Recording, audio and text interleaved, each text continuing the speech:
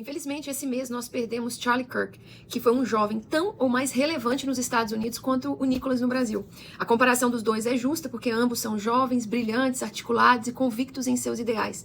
Charlie lutou até o fim por um espaço para expressar o que pensava nas universidades. Mesmo que você não concorde com ele, não pode negar que debates e discussões acadêmicas são essenciais, pois alguém que discordava dele tirou a vida dele de forma brutal. Que mundo que nós estamos vivendo, que ninguém pode ter uma opinião diferente que se torna um inimigo nesse nível. Eu sinto falta do mundo dos anos 1930, que eu leio nos livros dos meus autores favoritos, como C.S. Lewis e o Tolkien, um mundo onde as pessoas lá em Oxford conseguiam debater abertamente com quem discordava deles e era normal. Lewis, por exemplo, defendia um humanismo cristão, um certo conservadorismo moral, moderado. Tolkien rejeitava o modernismo, a industrialização e era contra os extremos políticos. Mas naqueles dias, ninguém era taxado de monstro por pensar diferente. E a gente lia sobre debates muito produtivos que ajudaram o mundo a ter obras literárias tão especiais. O que aconteceu com Charlie só foi possível depois de que pararam de respeitar as outras ideias. Porque é mais fácil atacar o mensageiro do que destruir a mensagem. Eu mesma não concordo com tudo que ele dizia, mas eu reconheço que a sua voz era necessária. Muitas vezes ele passava do ponto e tinha que gritar para abrir espaço em um ambiente onde o que ele defende é proibido de ser discutido.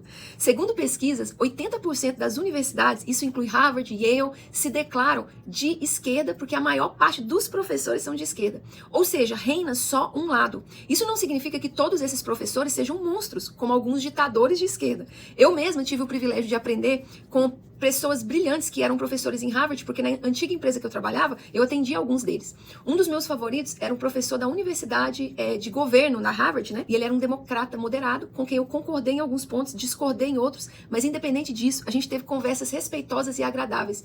Desumanizar ou demonizar quem pensa diferente só nos prende em círculo vicioso. E para te ajudar a ser essa pessoa, como ele foi, alguém que, independente se você concorda com ele ou não, abrir um microfone para ouvir o outro lado, eu quero te ajudar, porque geralmente, pessoal, o problema que a gente está vivendo não começa lá na universidade onde Charlie estava, começa no almoço de família. Então eu quero te contar sobre uma conversa que eu tive com duas jovens universitárias em uma festa recentemente sobre o que aconteceu com Charlie, para te ajudar a conversar talvez com alguém que tem uma opinião diferente de você. Muitas vezes, antes da gente escutar alguém, a gente tenta sufocar, ridicularizar aquela pessoa antes mesmo da gente ouvir ela. Mas não existe pensamento livre sem debate e apresentação de lados. Ninguém cresce se ninguém se ouve. Essas duas jovens se declararam democratas e elas citaram dois vídeos de Charlie Kirk que as incomodaram muito. Um que ele parecia criticar os civil rights e outro que ele dizia que mulheres tinham que sempre priorizar casamento, filhos ao invés de carreira. Para elas, essas falas eram exageradas e problemáticas. Ainda assim, ambas reconheceram que nada justificava a violência sofrida por ele, mesmo elas não concordando com ele. Ou seja, elas são pessoas moderadas, não são extremistas. O que eu disse para elas foi o seguinte: a gente precisa ser grato, independente do lado político que a gente é, pelo esforço do Charlie em apresentar outra perspectiva. Elas mesmas concordaram comigo que a maior parte dos professores dela tem um pensamento de esquerda. E uma delas me fez uma pergunta muito válida. Olha que pergunta bacana. Fernanda, se 80% dos professores são de esquerda e eles são super inteligentes, será que o tipo de pensamento de esquerda que eles têm não é o certo? Porque foi aquele que eu abracei. A pergunta dela é muito válida. A jovem admira e confia nos professores que formaram a visão de mundo dela e naturalmente adotou as mesmas ideias. Se eu tivesse respondido para ela, eles são todos uns demônios comunistas, a conversa tinha parado ali e eu ia parecer uma grande ignorante, porque eu não debatia as ideias dele, eu debati eles. Eu teria cometido uma generalização absurda que muita gente está cometendo por aí. O ponto é, nem todo mundo que vota em A ou B é um extremista. A gente precisa aprender a guerrear no campo das ideias, não das pessoas. O Charlie sabia disso. Ideias não são destruídas com bala, mas com outras ideias. Se você discorda dele, ou você concorda com ele, o caminho é fazer o que ele fez. Ter coragem de formular argumento. Porque pensar é mais difícil do que eliminar. Então o que eu respondi à jovem? Que respeitar os professores não significa aceitar cegamente tudo que eles dizem. Eu perguntei para ela uma coisa interessante.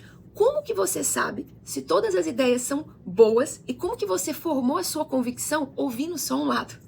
Por exemplo, eu sou uma pessoa que tem a minha convicção, mas eu já estudei os dois lados. E eu tenho a minha convicção, que não é uma convicção extrema para lado nenhum. Eu tenho as coisas que eu acredito e eu expliquei para ela, porque eu não acreditei em tudo que me disseram. Eu fui pesquisar por mim mesma os dois lados. Aí, ela ouvindo isso, disse pra mim, mas hoje em dia, Fernanda, é difícil, porque a gente vai conversar com uma pessoa e pouca gente conversa com a gente como você conversa. A maioria das pessoas, os nossos pais, já olha pra gente e fala que nós somos ridículas, que as nossas ideias são ridículas. E é por isso, gente, que eu acho muito importante o trabalho que Charlie fazia, porque ele ia nas universidades apresentar uma outra ideia. E aí elas me perguntaram, eu não gostava do tom deles, mas quem que eu posso ler ou aprender que era um pouco mais moderado que ele. E foi aí que eu dei para elas algumas referências, como C.S. Lewis, como Tolkien, para que elas pudessem estudar. Mas tá vendo? Não precisa discutir, não precisa sair brigado, não precisa dar uma guerra. A gente simplesmente expôs dois lados e eu falei para elas, se as suas ideias são tão boas, por que elas não podem ser desafiadas? Então, em um tempo como esse, que Deus tenha misericórdia de nós e nos devolva o amor ao próximo. Porque Jesus nos ensinou a conversar com as pessoas. Isso não significa que a gente aceita tudo com passividade. Porque Jesus Cristo, ele nunca foi passivo no campo das ideias. Porque algumas ideias são perigosas e matam. E é por isso que a Bíblia nos alerta. Lá em 2 Coríntios 10, de 3 a 5. E eu vou ler a parafrase de Eugene Peterson, que ele fala na mensagem. O mundo não é nada confiável. É cada um por si. O mundo não luta de maneira justa, mas nós não vivemos nem lutamos desse jeito. As ferramentas da nossa luta não são para propaganda ou manipulação, mas são poderosas em Deus para demolir toda essa cultura corrompida. Usamos as ferramentas de Deus para esmagar filosofias distorcidas, derrubar barreiras erguidas contra a verdade de Deus e encaixar cada pensamento, emoção e impulso na estrutura da vida moldada por Cristo.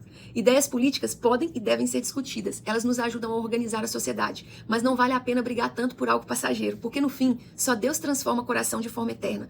É nesse ponto que começa a verdadeira mudança.